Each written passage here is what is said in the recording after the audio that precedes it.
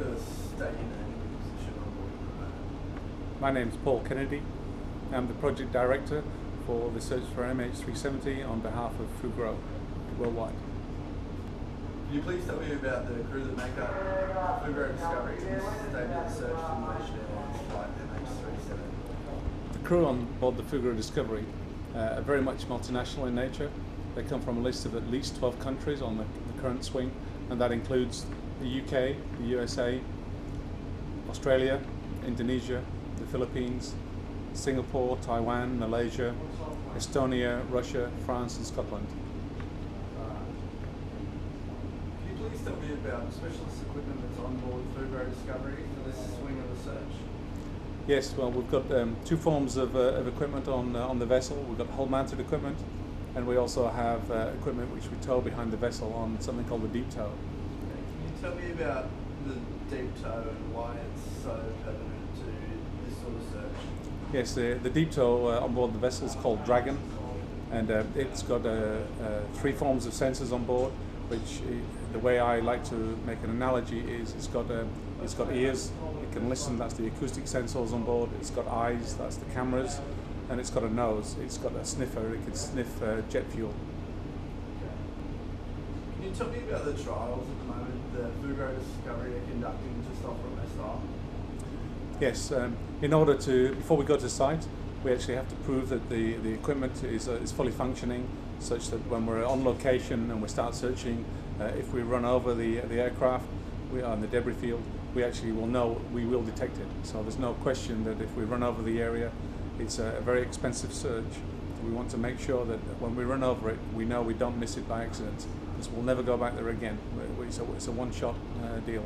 We must find it every time we run over the line. We'll never go back there again for a second look.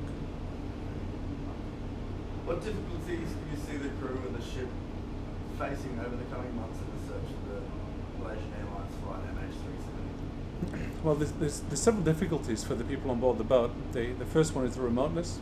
We're more than a seven-day sail from the nearest civilization, which is Western Australia. So it's an awful long way. If things go wrong, if somebody gets hurt, it's an awful long way to come back. If someone breaks a bone or has a heart attack, we're an awful long way from serious medical attention. We have a doctor on board the boat, which sort of mitigates that risk to a certain degree, but a catastrophic safety incident is a real problem for us, being where we are. Essentially, it's like being on Antarctica, where we're going. That's the first issue.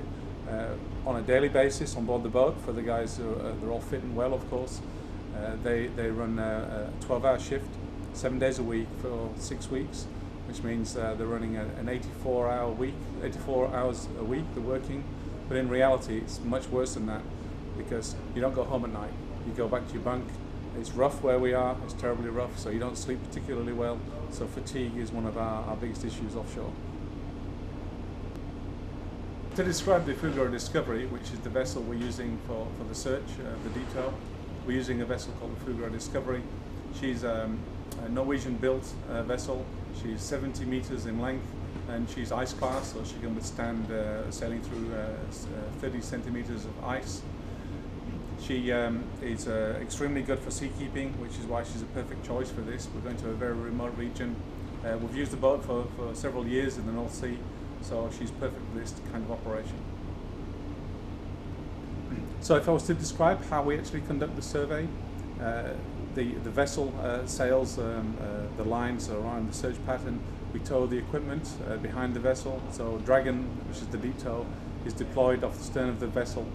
It's towed using an armoured fibre optic cable. It's armoured for the strength. Fibre optics are about as thin as a human hair, so they're extremely good at transferring data. That's what the internet's driven on. Of course, they're not very strong because they're made of glass, so they're actually armoured, and they have a braking strain of about 15 tons. So we can use that to actually tow the vehicle through the water. The cable is 10,000 meters long, so 10 kilometers, so it's an extremely long cable. It's towed about 100 meters off the bottom all the way, so it follows the terrain, about 100 meters elevation off the bottom, and as we survey along, it scans the seafloor, searching for the debris field. And we literally run lines up and down. Some people call it mowing the grass, because it literally is like mowing the grass when we're out there. and we run up and down the search area, systematically searching every square meter. We actually create images of the seafloor to a 1 meter resolution, and as everybody knows, a 777 aircraft is significantly larger than 1 square meter. So there's very little chance of us flying over it and not finding the aircraft. So the acid test, people say, will you find it? The answer is, if it's in the area we're searching, we will find it.